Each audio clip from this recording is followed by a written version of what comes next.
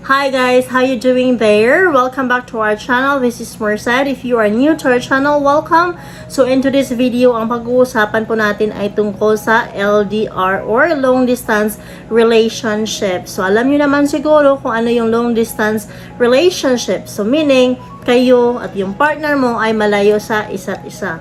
So I'll be giving you tips on how to make long distance relationship work.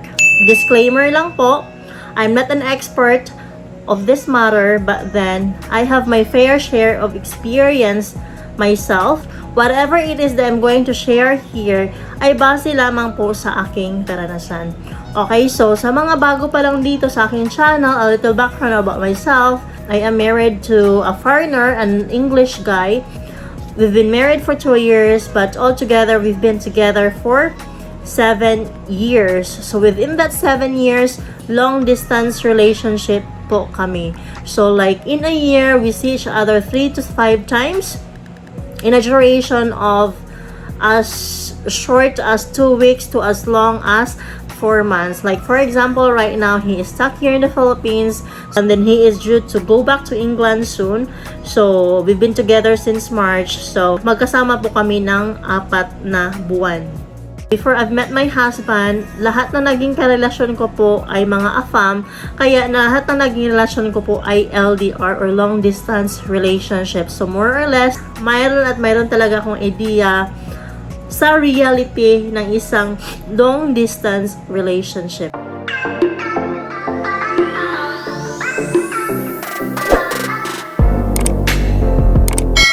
So yung isang long distance relationship, yes, it is very challenging or it can be challenging. Medyo mahirap po siya. Depende na lang sa tao na involved. And it takes a lot of time, it takes a lot of effort for the long distance relationship to work. And yeah, it can work. And if you manage to work it out, it can be very, very fulfilling and very rewarding at the end. So you just have to know the things na ano ba yung dapat mong gawin at hindi dapat gawin para mag-work yung LDR mo or yung long distance relationship nyo. When we speak about the long distance relationship here, so it can be that you have known each other online, you and your partner known each other online, and then eventually you decide on meeting.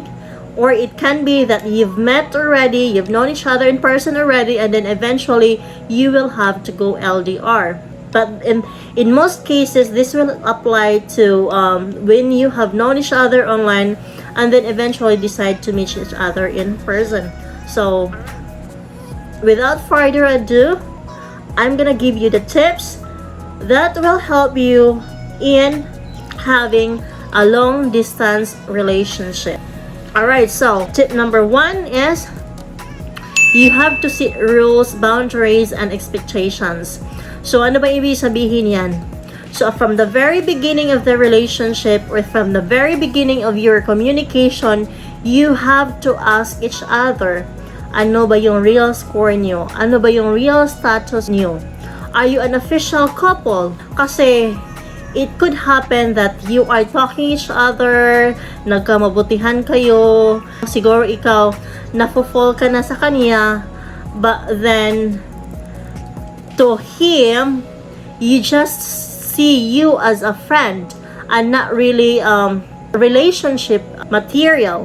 Although you might consider as a relationship, pero para sa kanya is hindi naman talaga. So, maybe for him, parang pampalipas ng oras ka lang ba sa kanya? Or maybe he's just having a wonderful time talking to you but not really see what you have as a relationship. So, you have to ask the questions kung ano ba yung real score niyo dalawa. Are you an official couple? And if you are in a relationship, are you being in an exclusive relationship wherein no other people will be involved? Or are you being in a relationship wherein your partner is free to see other person or to see other women and you are free to see other men? So, dapat establish nyo yan. Klaruhin nyo sa isa't isa kung ano ba talaga yung real score nyo. What do you want out of that relationship? Is it something that is really serious? That, eventually lead you to meeting each other and deciding to get married in the future maybe. So, dapat klaro yan sa isa't isa sa inyo. Also, pag-iusapan nyo kung ano ba yung pwede at hindi pwede. Like for example, are you allowed to hang out with your male friends? Is he allowed to hang out with his female friends? Because it could be that your partner or yung ka-LDR mo is a jealous type at ayaw niya na makikipag-barkadahan ka sa mga barkadang lalaki. Gusto niya if lalabas ka man, is sa mga female friends mo lang. Again, that still would depend on your real status, on your relationship, kung ano ba talaga yung relasyon yung dalawa. So number 2 is to set an end goal. So while you are talking to each other, it is very important that you have discussed your future plans. Ano ba yung mga plano nyo sa future? Is it that within this time frame, you will be seeing each other, you will be meeting? If you've clearly established your relationship, is it that after being together or after being an LDR for 1 year, you will be moving in together? Or is it that maybe after 2 years, if everything works out, that you're gonna get married? So whatever it is, you need to have that end goal. Ano ba yung magiging kahihinatnan? Ano ba yung magiging destinasyon ng relationship nyo? Para you will have something to look forward to. Para alam mo kung ano ba yung kahihinatnan ng pag-uusap ng relasyon nyo. Kasi ayaw mo naman siguro na masayang yung oras mo. At ayaw nyo naman siguro na magiging forever na yung LDR kayo. Eventually, you would like to be together. Because there's no point if you are just talking and then there's no clear plans as to what's gonna happen in the future. So, it is really important that you've set out an end goal. Number 3 is consistent communication. So when you're in a long distance relationship, your only form of communication is through words. So through what? Texting, sending email to each other, sending messages, or through video call or through calling. Unlike when you are together or when you are one place, that he will be able to take you out for a date. He will be able to hold your hands. He will be able to give you a hug. He will be able to give you a kiss. It is very different for a long-distance relationship. So, importante that you will have a consistent communication. Hindi yung, like, nag-uusap kayo today and then 2-3 days, hindi kayo nag-uusap and then nag-uusap naman kayo ulit. Parang that way, you would feel that maybe hindi ka importante sa kanya. Maybe hindi kanya priority kasi he's not giving you his time to be able to communicate with you. So that's why it is very important that there is a consistent form of communication. But then, please don't overdo it. Hindi yung tipong like every hour nagte-text kayo sa isa't isa or kailangan in a day you'd be in a video call or you would be in a call for like 6 hours, 8 hours to 12 hours. Kasi I'm telling you guys, you will come to a point that you will get tired. Yung tipong wala na kayong pag-uusapan, nauubos na yung pwedeng pag-uusapan nyo. Yung tipong napapagod ka na, at yung tipong magkakasawaan na kayo, you will come to that point. So, yes, consistent communication is important, but you have to keep it short and sweet. Ang sabi nga nila, quality over quantity. You don't have to engage in a very long phone call just to prove a point. Well, maliban na lang kung yun yung gusto niya at yun din yung gusto niyo and you don't mind, spending at all your time. But then, I still recommend that you get a life yourself. Get yourself busy. Do some, online courses, get a hobby, or whatever it is that would keep yourself occupied. Hindi yung tipong your world would surround around him. Dapat may you have your own life then. Being independent, having that freedom, doing your own thing, that will make you grow as a person, that will develop yourself, grow you as a person, and make you more interesting to your partner. Tip number 4. Don't rely on technology alone. So, ano bang ibig sabihin ko dyan?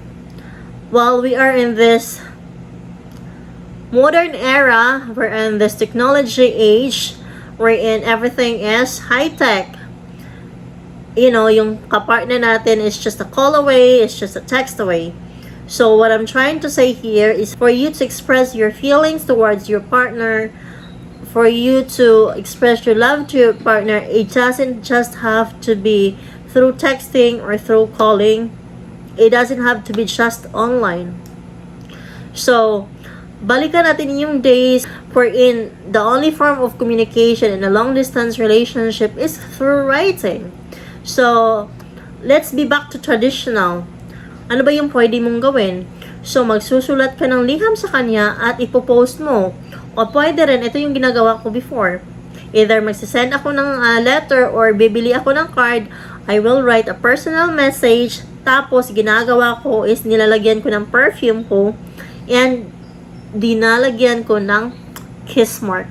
Tapos, isisend ko sa kanya and I'm pretty sure matutuwa yung partner mo.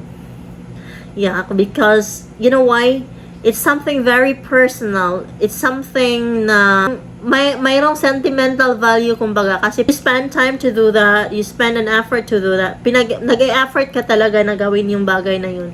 Iba pa rin talaga ang dating pag yan yung ginagawa mo sa partner mo. Maskin ako, mas ma-appreciate ko pag yun ang ginagawa ng lalaki sa akin. And it doesn't have to be just a card. Or, during occasions, you can send some personal gifts. It doesn't have to be very expensive. Just something personal na masasabi niya, oy, naalala niya pala ako. Something na ganyan, ma-appreciate niya yun. But tip number 5 is be positive. In a long-distance relationship, it is challenging as I've mentioned. Hindi maiiwasan na magdududa ka sa partner mo. Hindi maiiwasan na magsiselos ka. Hindi maiiwasan that there will come a day na you will get tired, that you will have doubts. But it is very important that you will be positive. That, yung thinking mo is that this is just a temporary thing. This will end eventually. Eventually, you will be together. So, importante na yan yung isipin mo that, at the end of the day, you will be together eventually. Kasi mahirap na puno ka ng negativity. Kasi yun din yung energy na may transfer mo sa iyong partner. So, negative na yung relationship nyo. Mahirap mag-work if you are a negative person. Kasi it will reflect on the things that you would do, the message that you would send, and everything. So, importante that you have a strong belief in your relationship, that you have a trust, that everything is gonna work out, that relationship is gonna work out, and then you will be happily together later on with your partner. Alright, so those are the 5 tips. So again, number 1 is you have to set clear rules, expectations, and boundaries. Number 2 is you have to set an end goal. Number 3 is consistent communication. Number 4 is do not rely solely on technology to express your love and feelings to your partner. And number 5 is be positive. Okay, so I hope you learned something from this video. If you do, give this video a thumbs up and subscribe to our channel if you haven't subscribed yet. Tap mo na rin yung notification bell button dyan so you will be updated for our next upload. Thank you so much for watching and I shall see you on my next video. Bye-bye!